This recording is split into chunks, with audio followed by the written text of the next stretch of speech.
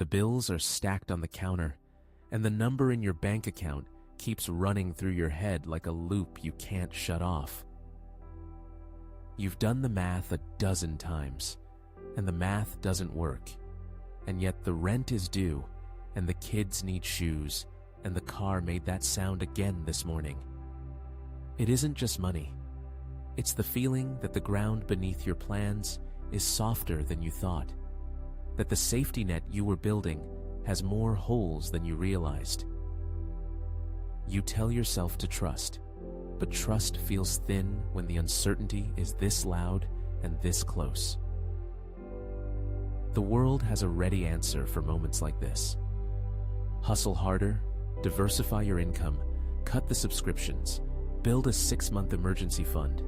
And some of that is genuinely wise, the kind of practical wisdom that helps you survive a difficult season. But underneath the spreadsheets and the side hustles is a question that no budget can fully answer. What do you do when you've done everything right and the uncertainty still won't lift? What do you do when the effort is real and the gap is still there and the worry follows you into sleep? Jesus addresses that question directly, and he doesn't address it gently. In Matthew 6:33, he says, "Seek first the kingdom of God and his righteousness, and all these things will be added to you." Not earn first, not plan first, not worry first. Seek first. The invitation is a reorientation of the heart before it is a reorientation of the budget. A declaration that the one who holds the sparrows holds you too, and that provision flows from a source deeper than your own effort. The word seek in the original Greek is zeteo, and it carries the sense of a continuous, active pursuit.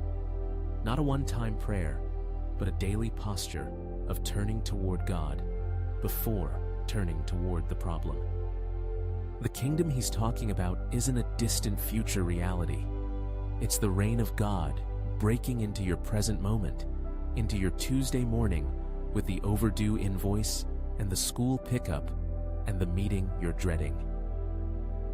Jesus spoke these words to a crowd that included fishermen and farmers, people whose livelihood depended on weather they couldn't control and markets they couldn't predict.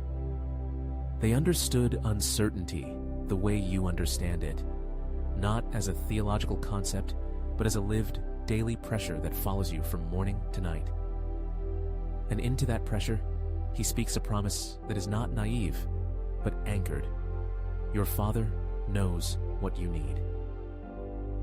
That phrase is worth sitting with. Your Father knows. Not your Father might figure it out. Not your Father will get around to it. Not your Father is aware of your general situation. He knows. Present tense, specific, personal. The God who knit you together knows the number in your account and the fear behind your eyes and the provision you need before you've finished praying for it. Seeking him first doesn't mean ignoring the practical realities. It means bringing them to the one who is not surprised by them, who is already working in ways you cannot see from where you're standing. Here is what seeking first looks like in the middle of a hard week. It looks like beginning your morning before the phone, before the bank app, before the inbox, with 5 minutes of honest conversation with God about what you're carrying. Not a polished prayer, but a real one. God, I'm scared. The numbers don't work. I don't know how this resolves. I'm choosing to trust you anyway. It looks like making one decision today from a posture of generosity rather than scarcity. A small act that declares you believe there is enough because God is your source. It looks like writing down one way God has provided in the past and letting that memory be an anchor for the present fear. Not because the uncertainty disappears, but because you are reminding yourself of who holds it. Grace is woven through this promise in a way that takes the pressure off your performance. Jesus doesn't say, seek first, and then God will provide if you seek well enough. He says, seek first, and all these things will be added.